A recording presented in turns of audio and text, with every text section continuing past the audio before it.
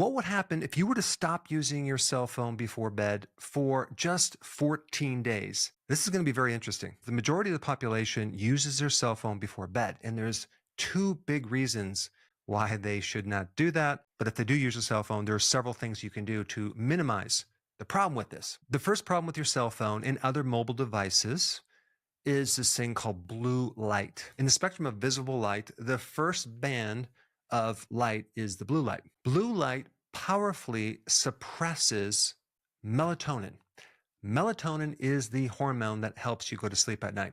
If your melatonin is too low, you're going to have a hard time going to sleep, and the quality of sleep is not going to be that great. And this is going to lead to a whole bunch of problems the next day. Now, you're probably asking yourself, like, why out of all the different types of color, why is blue the one that messes with your melatonin? Now, in order for our bodies to have adapted to the awake and sleep cycles, certain triggers were necessary.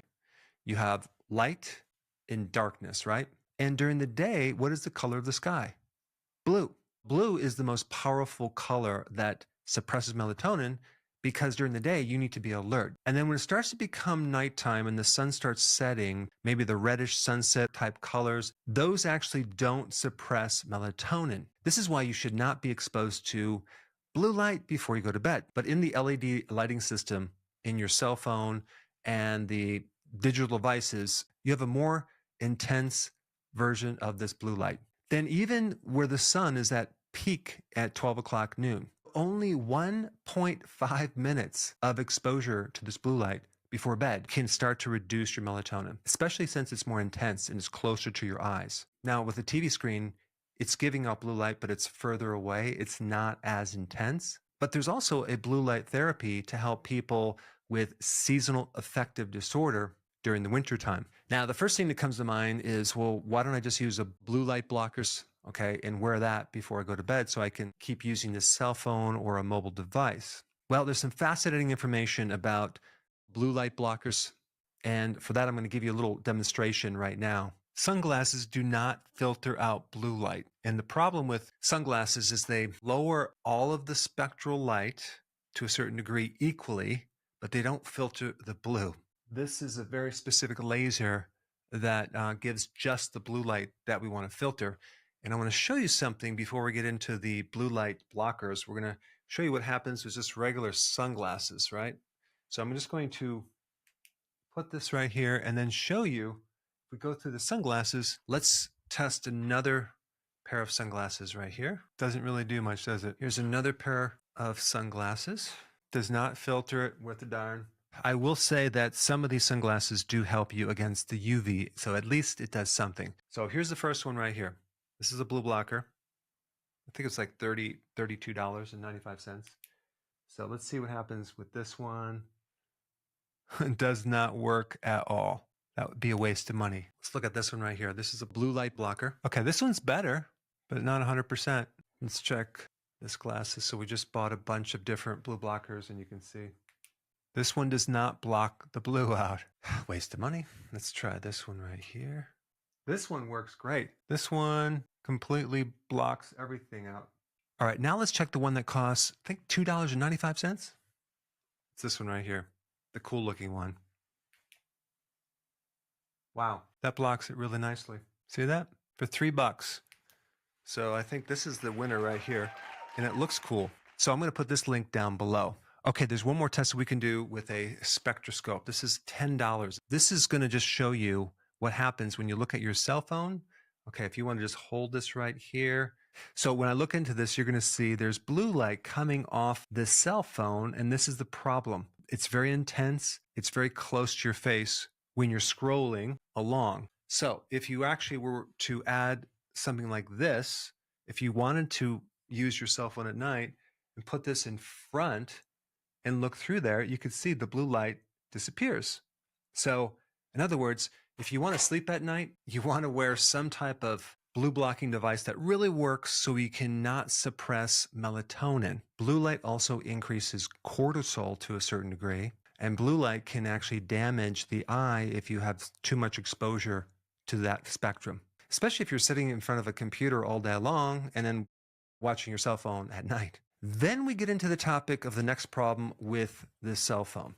and that is something called EMF, electromagnetic fields, an invisible radiation that affects our whole body. It creates damage within the communication signals in the cell. It also can increase the risk of certain types of cancer and tumor growth because it damages part of the cell. Now, of course, I use a cell phone.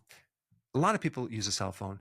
It's just a matter of understanding what you can do to reduce that exposure to the EMF. The one that I like is called the TriField because it's very simple to use, and it doesn't just measure the electrical fields and the magnetic fields, but also the radio frequency, as in, cell tower frequencies, frequencies from routers.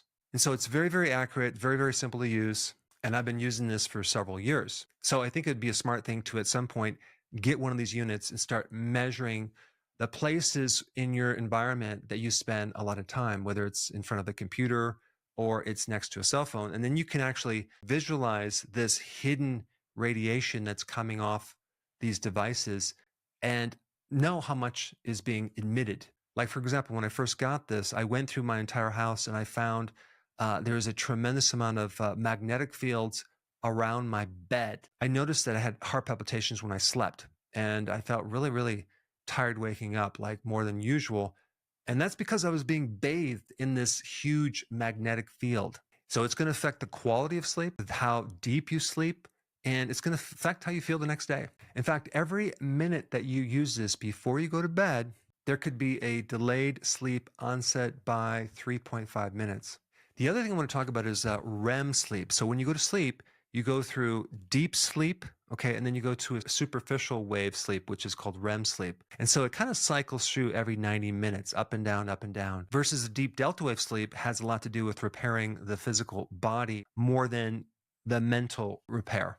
Let's demo out what happens when your cell phone is close to your skull. What we're trying to do is we're trying to have you take this cell phone and keep it as far away from your head as possible under speaker mode so you will not affect melatonin and you can actually sleep like a baby. Now, there's a lot of other things that affect melatonin: alcohol, caffeine, nicotine, stress before bed. And of course, we also have temperature. If the temperature is higher, like 75 degrees Fahrenheit, your sleep quality is going to be very poor. But there's a range between 60 degrees and like 69 degrees that you're going to find that you're going to have much better sleep, because when you go to sleep, your core temperature does drop by 1 to 2 points. People that have insomnia have a higher core temperature. Now, what's the problem with crappy sleep? It's the next day. Okay, how you feel. It's your energy level. It's your ability to be productive, your ability to have cognitive function and have focus and concentration and creativity. I had a problem with sleep for literally, I'd say 12 to 15 years. At one time, I had restless leg syndrome. The other portion of the time, I just would wake up at 2 o'clock in the morning, and it was my cortisol that was just way too high. Of course, I never really looked at my diet, but that was really behind this whole thing. I didn't even use a cell phone before bed. And I used to then try to do a sugar coma by consuming a pint of Ben & Jerry's before bed so I could sleep. But that is a very stupid solution, because you would wake up feeling groggy.